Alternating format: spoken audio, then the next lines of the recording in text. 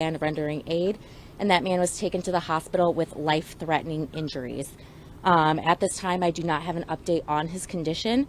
We will update that release online later or throughout the night. The victim, I can tell you, was a man in his 30s. He was shot outside of the apartment building. Anytime there's gun violence in our community, people are at danger, but at this time, we believe this was a targeted incident and that we are currently looking for a person of interest. We cannot share specifics about that person at this time as not to jeopardize the investigation. Officers, as you can tell, remain active on scene. They have the area roped off. Detectives are collecting physical evidence, talking to people, as well as drafting legal documents needed to start the search warrant process. Again, I want to stress that this is a very active scene, that we will probably be out here for several more hours as we begin to piece things together. We do want to encourage anyone, if they have any information at all, if they've seen something on social media or have anything that they can pass along, to contact Madison Area Crime Stoppers. That number is 266-6014. You can also find it online at p3tips.com. And then questions, I can answer when I'm able. Well, you're not sharing information about the suspect involved here, but there are people who you know. So it's a person of interest at this time that we are looking to connect with. And again, due to the ongoing investigation, we don't want to jeopardize that, obviously, because we are trying to make an arrest and, get someone in custody that's responsible for this incident. So at this time, detectives are actively working, and if we are able to overnight to share additional information, we will. Do you have any idea how many shots were fired?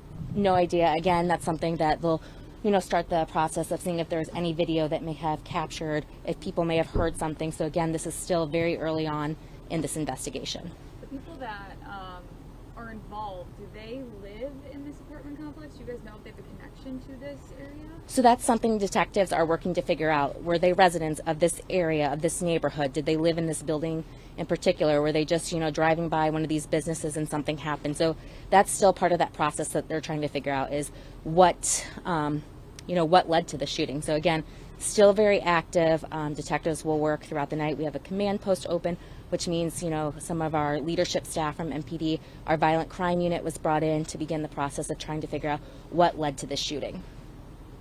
Do you know how wide the area is? I saw that there were officers on the street over. There's squad cars over here with lights on and everything. Do you know how wide the area? I don't know specifically. I just know that we have some officers out in Northport, obviously in front of the apartment building. We had some, crime scene tape up as the evidence collection process was beginning. And again, we will be out here for a while as we start the investigation. Again, still very early on into this. The chief's office will provide an update, like I said, overnight on our incident reports for your morning shows, as well as tomorrow morning we'll have another update from the chief or an investigator themselves. I know you already kind of talked about this, but there's a lot of people, I would assume, that live here, and someone might have seen something possibly. What's your guys' message to the community in general, but also the people that live right here where we are? Yeah, so, I've said it earlier, but any time that shots ring out in our community, there's a danger. This is you can look around you, there are, cars packed in this apartment complex, in these stalls.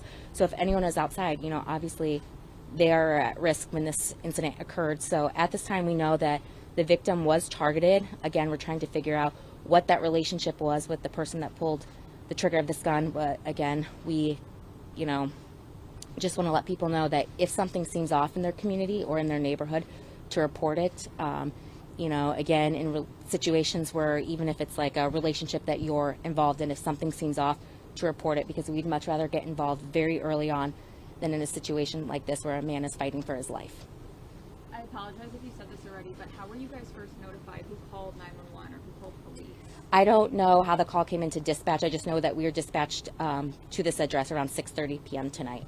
We're seeing some of the crime tape come down. Anything you want to say to the residents here about what they need to know for their safety the rest of the evening? Again, for something like this, it was believed to be a targeted incident. If they heard something, even if they think it's a very minor detail that wouldn't help our team, please report that to Crime Stoppers. Information can be shared anonymously. Information can also, if it leads to an arrest, be eligible for a monetary reward. So we just really ask people, if they know something, to come forward with that information at this time. So it's confirmed, so that person of interest, they are in custody? No, so that person of interest is someone we're looking to connect with to learn more about what may have occurred here outside this apartment building tonight. And you mentioned it's targeted. Is there any broader threat? At this time, we don't believe there's a broader threat, but again, we don't want to downplay the fact that shots were fired in a very public area and that more people could have been in danger. Thanks, Seth. Thank you. Yeah.